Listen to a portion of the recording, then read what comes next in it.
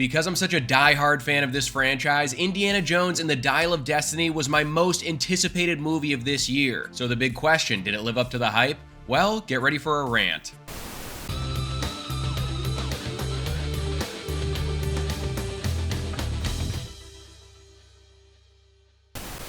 What's up, guys? I'm Sully, and today we're talking about the fifth and probably the final entry in the Indiana Jones franchise, Indiana Jones and the Dial of Destiny. All you need to know about this one is that the story goes like this. Finding himself in a new era, approaching retirement, Indy wrestles with fitting into a world that seems to have outgrown him. But as the tentacles of an all-too-familiar evil return in the form of an old rival, Indy must don his hat and pick up his whip once more to make sure an ancient and powerful artifact doesn't fall into the wrong hands. So before we dive in, just to give you guys a quick rundown of my relationship with the franchise, my dad showed me the first three films when I was super young, instantly fell in love with them and watched them all the time. Not only do I think they're the best adventure movies ever made, Raiders of the Lost Ark is my favorite movie ever. It has been for 2 decades now. I don't see that changing anytime soon. So going into Dial of Destiny, I was super excited but nervous as all hell. All I wanted was to go see this movie and walk out thinking to myself, okay, that was necessary. That was a chapter of this character's life that I needed to see. And I don't think it did that. Starting at the beginning though, the movie kicks off with about a 20-minute cold open that I thought was incredible and really set the tone right off the bat.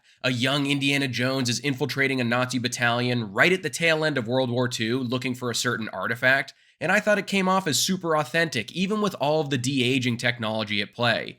I've seen some people criticize the way it looks, and sure, it's not perfect, but I still had an absolute blast with it. And it really felt like they found a lost videotape from 1989 with an unreleased indie adventure on it that's just now resurfacing. It's so vintage Indiana Jones to the point where I think I would have rathered them make that the entire movie. Because more than anything, replicating the vibes of those original movies is the hardest thing to do 40 plus years later. And for me, that opening sequence did that. But getting to the meat and potatoes of this story, we see Indiana Jones as an elderly college professor and he's kind of down and out. He's retiring, he's living in a shitty apartment, he doesn't really seem like he has that much to live for, and to be honest, with what Indiana Jones means to me and what he symbolizes, I don't even really know if I wanted to watch a movie where our main character was in that state. But eventually his goddaughter finds him and he gets swept up into one last big adventure for better or worse, and we're off to the races. And touching on the performances here, Harrison Ford is as good as he always is in this role. He always falls back into it so effortlessly. I thought Phoebe Waller-Bridge was okay. My gripes are more so with how her character was written, not really her performance.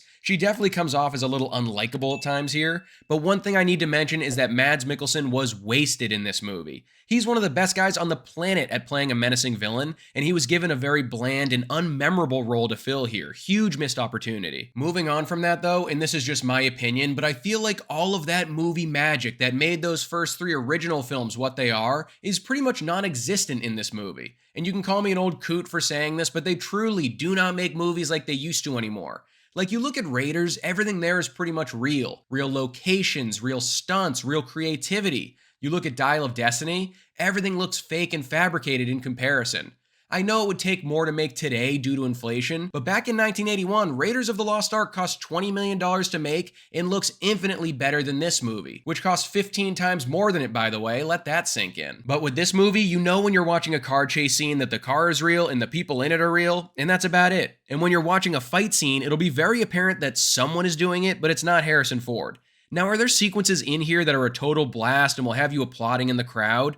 There definitely are. You'll just be very aware that they look kind of fake. And obviously, some people are going to say, well, Harrison Ford is really old now, so he can't physically do a lot of these things anymore. To which I would respond by saying, I totally get that, but that probably means you shouldn't try to make movies like that with him in the first place. It just doesn't work. That's not to say that there aren't some fun bits in here with him where they divert from the usual formula to incorporate that this character is a lot older since we've seen him last, so he has to go about things a little bit differently now, but it just didn't have that vintage Indiana Jones action feel that I was craving. And something that frustrated me the most about this movie is that I absolutely love James Mangold. He is definitely one of my favorite directors working today, and I really enjoy his diverse filmography from Logan to Ford vs. Ferrari. And I don't really blame him for the faults here. He still shows shows some of his signature style, but you can tell that there's usually so much studio involvement on Disney and Lucasfilm projects like this that he didn't really have many opportunities to strut his stuff in the first place. He doesn't do anything wrong here, but we could have used a little more of that flair from him. On the flip side though, there are still some very good moments and callbacks sprinkled in here. Obviously, when you're a very passionate fan like myself, it's easy to let the bad outweigh the good, and even with all the stuff I was frustrated with, there's definitely a couple points in this movie that I found pretty emotional and just hit that sweet spot, especially after rewatching all of the movies in anticipation of this 5th installment. There's no arguing that Harrison Ford gives it his all whenever he plays this character, and I'm always going to get enjoyment out of seeing him crack the whip again whenever he picks it up. And those other aspects of these films that are a must, like the physical comedy, the killer sound effects, and the legendary score, are all pretty much in top form here. Now, at the end of the day, I'm pretty torn down the middle on this one. Since I'm a massive fan of this franchise, obviously I wanted this character to have a picture-perfect send-off, but did I get that? No, not by a long shot. I will say a lot of those tried and true Indiana Jones beats are in here and they're handled with care. There's still some fun to be had with all the action and the adventure, and seeing Harrison Ford play this character again will never get tiring, but I just do not think this story was interesting or compelling enough to bring Indiana Jones out of retirement, and it's really missing that rugged and creative style that made the originals what they are. I was pretty disappointed, I'm not gonna lie. Also, very curious to see how people are gonna react to what happens at the end of this movie. I think it's gonna be very polarizing with fans. You thought aliens were crazy last time? Just wait until you get a load of this shit. Indiana Jones and the Dial of Destiny gets a Sully score of 2.5 stars. So that's my review of the new Indiana Jones movie. Which of these movies is your favorite? Let me know in the comments below because I have a ranking video coming out later this week. Don't forget to like this video and subscribe to the channel if you haven't already, and I'll see you guys at the next one.